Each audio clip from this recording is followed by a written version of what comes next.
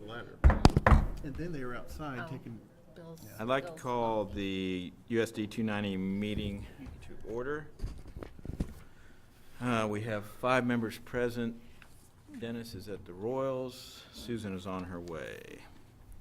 Let's begin with the Pledge of Allegiance.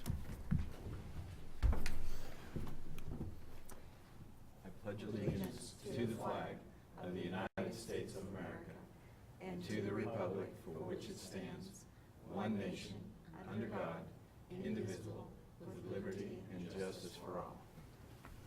Thank you.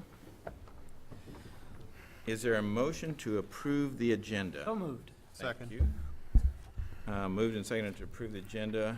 All those in favor, raise your right hand. That went 5-0. Well done. I would entertain a motion to have an executive session for attorney-client privilege. I move that the board go into executive session for the purpose of consultation with an attorney for the body or agency which will be deemed privileged in attorney-client relationship, and that the board return to the open meeting at 7:15 o'clock in this room. The executive session is required to protect the attorney-client privilege and the public interest, and I would like to invite Dr. Stroh and Mr. Norris. Is there a Second. Second. All those in favor, raise your hand. Opposed, same sign, pass 5-0. We'll be back in 14 minutes. Whoever brought the tea back, thank you. About time y'all got here. Yeah, There's Susan. I know. I told you I was coming. Just in time for the next part. Jeannie? Ask you a question real quick? Please log in. I know how. Board members, I would entertain a motion to return to open session. So moved. second. It's been moved and seconded that we return to open session Oh, there we are. at 7:16. All those in favor, raise your right hand. Pass 6-0. Please be noted that Susan Ward has joined us now. Woman is in the house. The woman is in the house. I would entertain a motion for executive session. Mr. President, I move the board go into executive session purpose. Hold on, wrong screen. For the purpose of discussing personal matters for non-elected personnel, the board return to the open meeting at 7:35 o'clock in this room. The executive session is required to protect the privacy interests of an identifiable individual. Second. And we are inviting Dr. Stroh, Mr. Norris, Mrs. Morris, and Mr. Heinstand. And second. All those in favor, raise your right hand. All opposed, same sign, pass 6-0. Quit jumping the gun. What? Dang it. You guys should have done that in, so it rhymed. Stroh and Norris, Heinstand and Morris. I mean, it would have been, it would have sounded better. I think there's a psychological.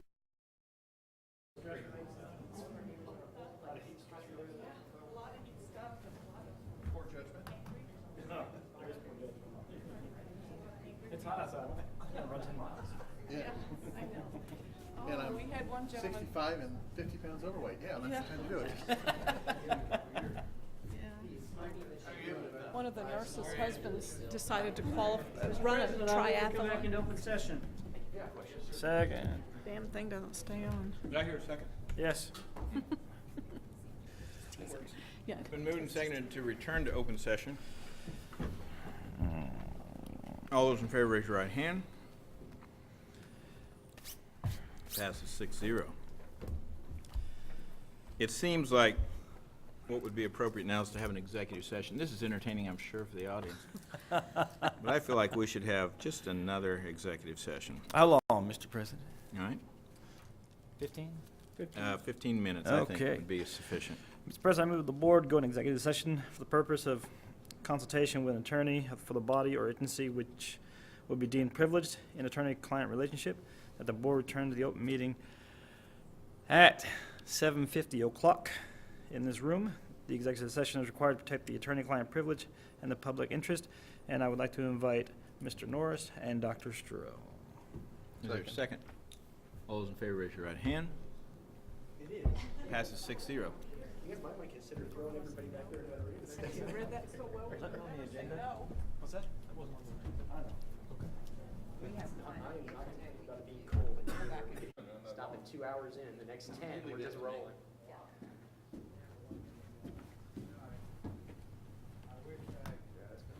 Back early. We're doing great. This thing goes off all the time. I got more water. I should have brought you one. Did you want something? I'm sorry. Cookies, they're just too far away. The cookies are too, you can reach them. I don't like reaching through bars. Like a monkey in a cage. Thank you, sir. Isn't that terrible? Drive carefully. Take care. Yep, take care. Listen to Denny Matthews.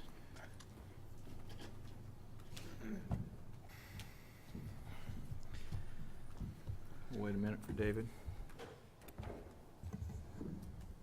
Older guys need that extra time. Let's get the badge That's what they say about me at work. on. Now. Have to leave for that one. Bill, on that 6.01, I'll have to Start leave. getting corn yet? Yes, tomorrow. You want to I saw some going out yesterday. separate that out, or you just want to step up for the entire? Oh, no, I mean, that's all right. I just wanted you to know that Somebody was 6.01 pulling, probably is a yesterday problem, along because it's a RMH one. Jackson Road, She's just an east of employee of 59. RMH, and so They don't have But taken you it don't to have the anything to co-op. do with their They contracts must be the for first one in athletic Bethel. trainers, do you? Just because you You work need to there take me. Yeah, doesn't mean. well, not really, I guess. Mhm. Not really, I haven't seen it. It was I a mean, full other than truck, what we've I don't seen. know. So you And didn't it was issue a the full truck, contract, and he it had a doesn't have bunch more anything to he do was with doing, you. so. You Yeah. don't gain anything or lose anything There are guys that So do you that, 'cause don't they have wanna any- pay storage of Okay. to recuse Or they yourself. may want it for a fee. I would entertain a motion to return to open session. So moved. It's been moved Second. and seconded to return to open session. All those in favor, raise your right hand. 6-0, motion passes. Moving on to 5.01, we've just heard an OEA grievance. Is there a motion? Yes, Mr. President, I move to deny the grievance and uphold the superintendent decision that was handed down on 8/15 of 2014. Is there a second? Second. It's been moved and seconded to deny the OEA grievance. Any discussion? Hearing none, all those in favor, raise your right hand. Passes 6-0, and a letter of explanation will be sent to OEA within 5 business days. All right, moving on to item 6, consent agenda. You were all presented all the details there, 1 through 9. I'd entertain a motion to approve the consent agenda. Mr. President, I move we approve the consent agenda. There's a second? Second. Boy, had me worried there for just a second. All right, it's been moved and seconded to approve the consent agenda. All those in favor, raise your right hand. Motion passes 6-0. Comments from the public? I didn't get a note that anybody wanted to address the board. 8.01, OHS graduate, well, you're not changing things, are you? You're not changing things, are you? I'd like to. Oh, my gosh. Dr. Cobbs. Graduation for the last, I don't know, as many years, I think, as I've been at Ottawa High School is taking place on a Sunday that is Mother's Day of May, which creates a number of difficulties both for the families attending graduation as well as our staff when the expectation is that they attend that ceremony. So what we're asking for is that we approve a change to have our graduation ceremony on Saturday evening of the week that we are released from school for seniors, which in this calendar year falls on May 9th. There are several conflicts that we'll deal with, but we'll deal with any of those depending on a date. There's no different than Mother's Day and the conflicts that we deal with there, but that Saturday is regional tennis. We should have all of our students done with competing before 5 o'clock, which would give them plenty of time to return back to Ottawa for any graduation ceremonies that would attend. This is really no different than any other school that they have to deal with. Not nearly every other school in our league hosts their graduation ceremonies on the day of state tennis and deal with the same issues. So this is nothing new for any school. These are some of the things that we go through, but we feel like having that date on Saturday evening provides the best opportunity for our kids to have a graduation ceremony that everyone can attend. Questions? I think it's a great idea. Oh, man, Plus, it won't be so I've been waiting for hot. this to happen for years. That's a good And thing. maybe the wind will die down in the evening. Would have Yeah. saved me a lot of grief, I can guarantee you, over the years. Ours was always, it seemed like our KU and high school Or graduation. was K-State, yeah, Yeah. either one. But no, I think it's great, and it'll be Yeah, cooler. It used to be in the evening long ago, back in the dark ages. But, Really? yeah, when Angie graduated, it was in the Really? evening. Hmm. I think it was like a Thursday night or something. I'm sensing the board likes this change. Thank you, sir. Thank you. Do we need to make any kind of motion or give consent? or- We'll put it on consent agenda for September 8th. Okay. Facilities Committee report, Dr. Stroh.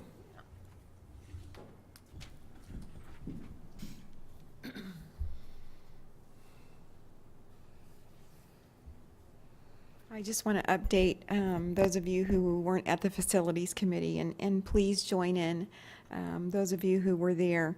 The Facilities Committee met last Monday night and used the same evaluation process that you all used at the board retreat, and remarkably, the same three architects rose to the top.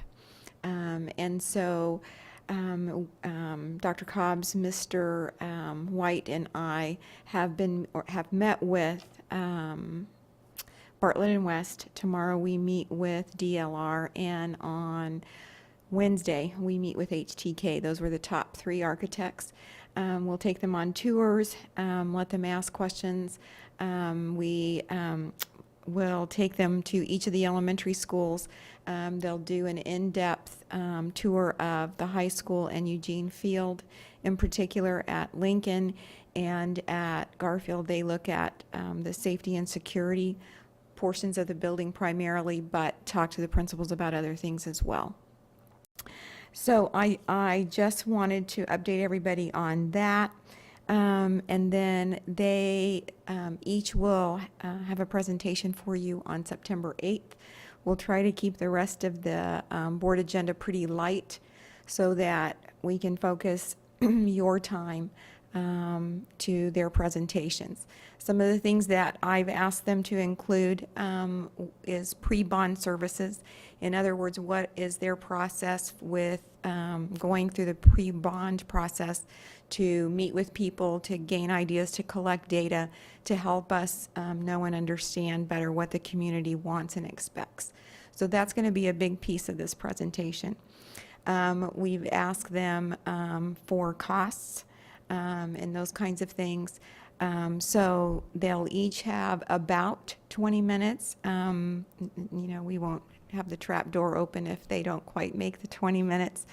But we'll try to keep it right in there, 20, 25 minutes.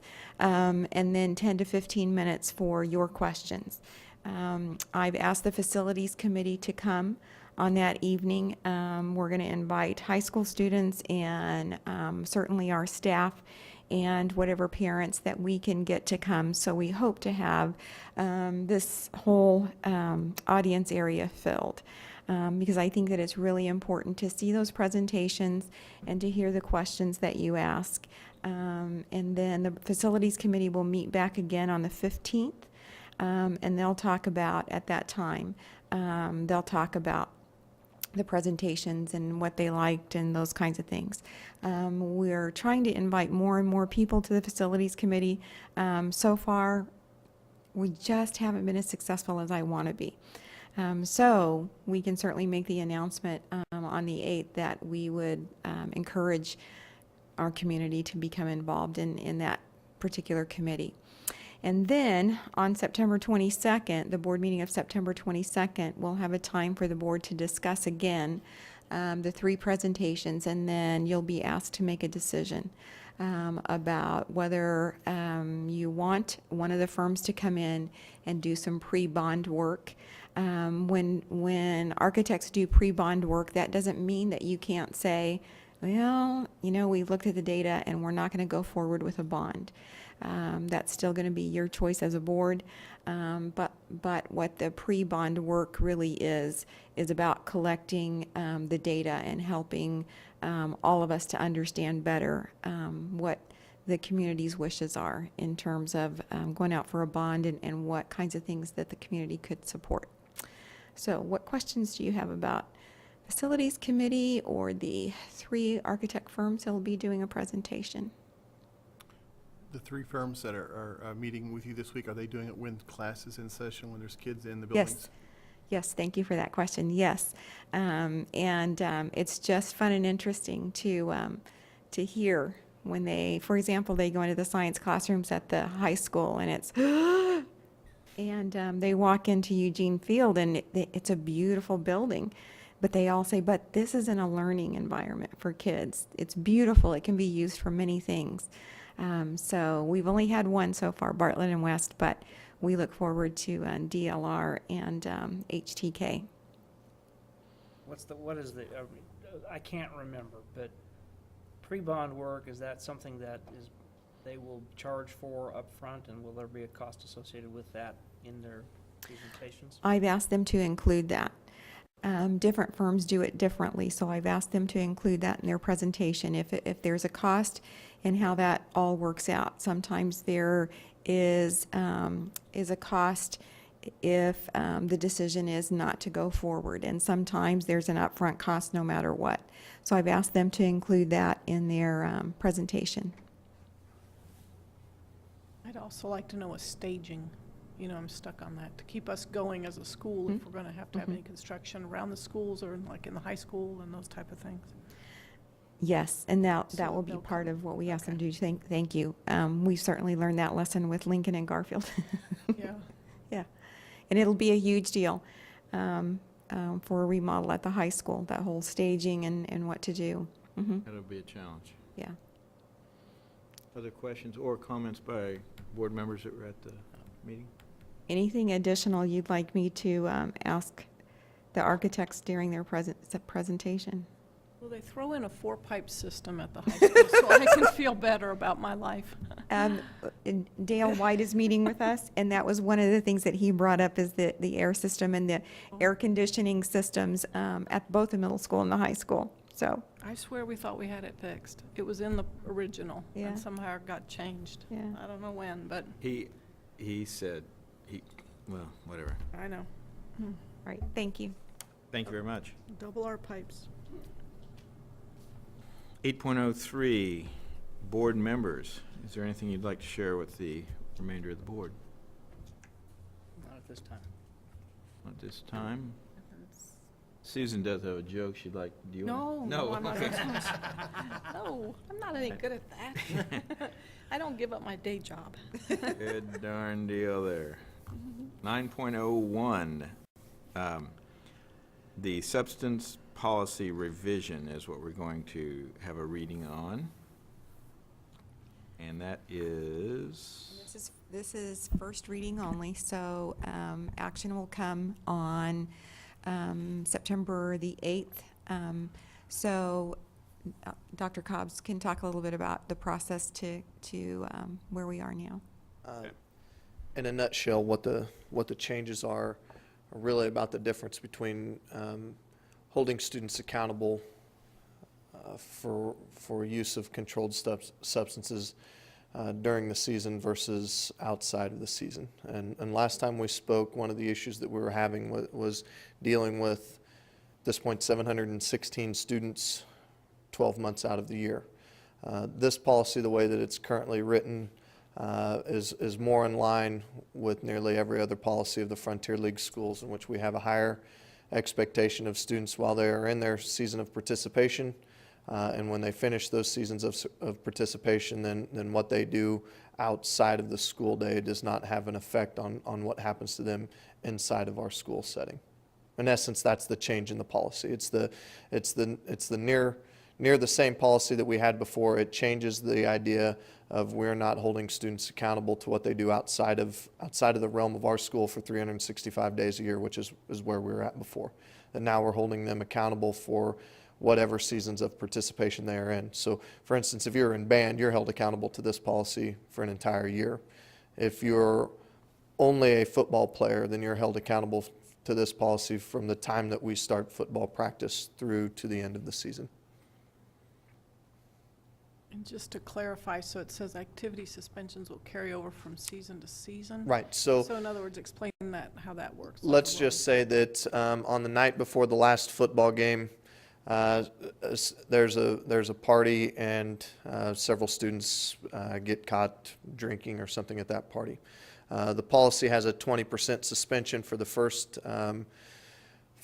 offense. So if you're playing 10 football games, then 20% of that obviously is two games. You would only have one game left in the season, which means that you would have one game that would come around the following season. If you wanted to make that, and we have different options with this, if you wanted to make up that suspension, let's just say that you were going from football to basketball, that suspension would follow you to the next season of participation. So if you are going from football to basketball, we'll take care of it in basketball. If you're going from football, you don't play again until football of next year. It's not like you just get out of it. It'll follow you around. So really the only way that it doesn't come back into play is either you decide not to participate in activities anymore, or two, you're a senior and there is no more football season. Other questions? You said that the way it's been rewritten is now in line with the rest of the schools in the league. Nearly every other Frontier League school has a policy very similar to this.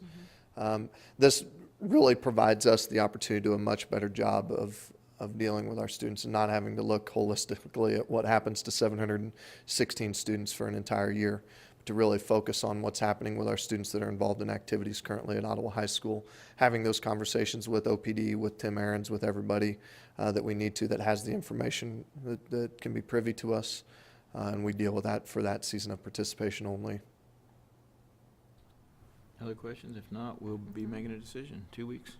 Thank you, sir. I might also add that Mr. Norris, the board attorney, took a look at it and approved also. So we're on good Good. legal footing too. Good. That's always good. Would you like an executive session for negotiations? Nope. I don't Okay, think so. all right. Moving on to item 11.01, personnel report. I didn't see one. It's there. It is? I'd like to make a motion that we approve the personnel report. Second? Been moved and seconded to approve the personnel report. All those in favor, raise your right hand. 6-0. Thank you very much. And announcements? Announcements, the Wall of Honor at Ottawa High School is September 11th at 6 o'clock in the evening. If you'd like to go, please let Melissa know or me know so that we can make those reservations.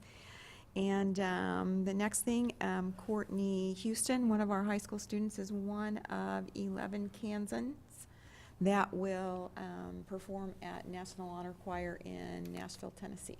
So that's pretty awesome. Fantastic. Very neat. Yeah, Really an so honor. that's pretty exciting. And other than that, the beginning of the school year is going well. And so happy to have all our kiddos back. And having heard those, is there a motion for adjournment? So moved. Second. Second. All those in favor, raise a hand. We are done.